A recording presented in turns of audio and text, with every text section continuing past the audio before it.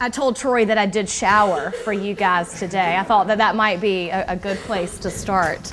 Well, thank you all. I appreciate it. I'm glad to see that a few of you did bring your laptops. I run a great risk by asking people to bring their laptops, because if I start to tank, you can do work.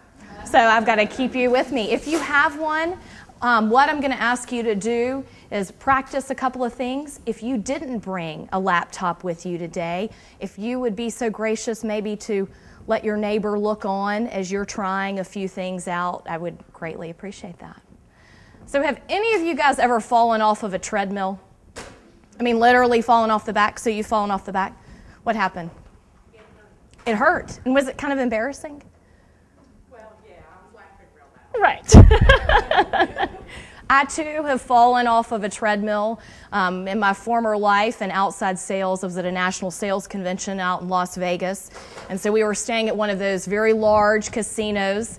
And so I had gone to the workout room before our seminar that day, and they had just redone the workout facility. So every piece of equipment in there is pristine. I mean, shiny, new. My workout clothes looked particularly grubby. So I go over to the treadmills, and they're all lined up in a row in front of mirrors, which is evil, I think, but no one asked me.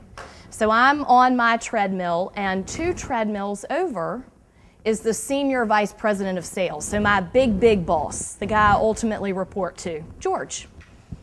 So I'm running along, something happens, I'm not very coordinated, which is why mud runs are good for me, because if you fall, it's okay. And I go flying off the back, hands, knees. I start laughing. George looks over and promptly ignores me and keeps running. Like, she's clearly not one of my representatives. We're just going to let her fall down and embarrass herself. But I tell that story because I think that the treadmill is a really good analogy for our life. At times, you feel like you're running really hard and fast, and there's this belt that's spinning underneath you. But I also like that analogy because, like a treadmill, you actually do have control. You can speed it up, and you can slow it down. And so today we're going to focus on how to be busy, not busy, and be productive, because I think there's a difference. Busy is running hard and fast on the treadmill. Being productive is getting the work done that changes lives in Charlotte. That's what being productive is all about. And the tool that we're going to focus on is Microsoft Outlook. So I know we have a couple of Mac users. Most of these strategies will translate to Mac, but we're going to stay focused on Microsoft Outlook. So here are a couple of stats, just to let you know that you're in good company.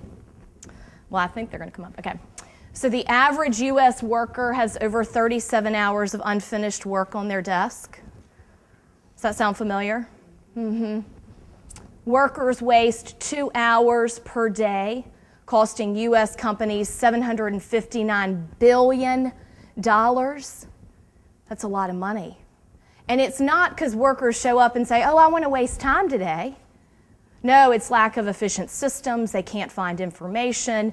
It's difficult to get the work done, and the hours get wasted. Then the last one is productivity drops as much as 40% when you try to do more than one thing at a time. So I'm going to bust the multitasking myth. I'm sorry, it's dawn. I can give you some more data there, but multitasking really doesn't work. So we're going to focus in 2 different areas to leverage your technology. The first thing is how can we handle information overload? And information overload is all of those emails that keep coming non-stop. And how do you process them? And then the second thing that we're going to focus on is some strategies around effectively getting your work done. How can you execute on the highest priority task? So how many weeks of vacation do you guys take a year? Now, and you heard the key word in there, right? Take. Good. All right, how many weeks? 2? 3? 4? Good. Does anybody take 0? We can talk offline about that. How many weeks total? Because you might take some long weekends. Anybody take 6 weeks? Nope. All right, so the average U.S. worker wastes 6 weeks a year looking for lost or misplaced documents. You aren't on the beach for 6 weeks a year. There's a cost, a personal cost as well as a professional cost for this information overload system. All right, what percent of a work day do you think that folks spend in their inbox? A lot. A lot is a good answer. How about 80, half? What's your name? Michelle, you're right. It's about 41%. This was a survey that was done in January. Workers were polled. About 41% of their workday is spent managing email. And my question for you and my clients is this the highest and best use of your time?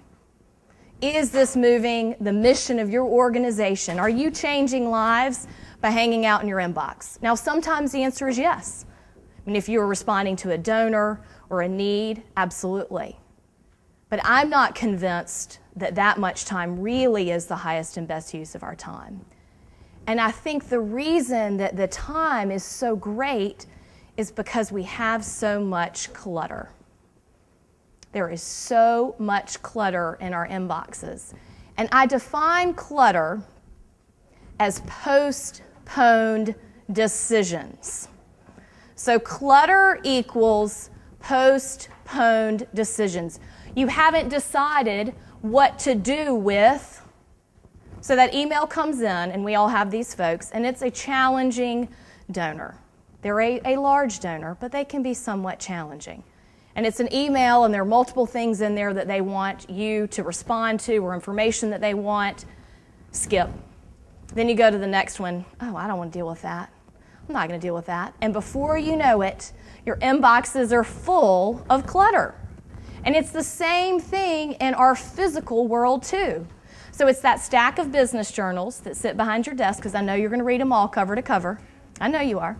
It's the stack of old project files that are hanging out. Ladies, it's those black pants in your closet that you don't like the way you look, but you have them anyway. And gentlemen, maybe it's your sports equipment, and you're going to go back to that golf game or tennis, but it's just hanging out. You haven't made a decision. So if we're going to leverage technology and make it work for us and not against us, first we've got to have a quick way to make some decisions on how to deal with our email.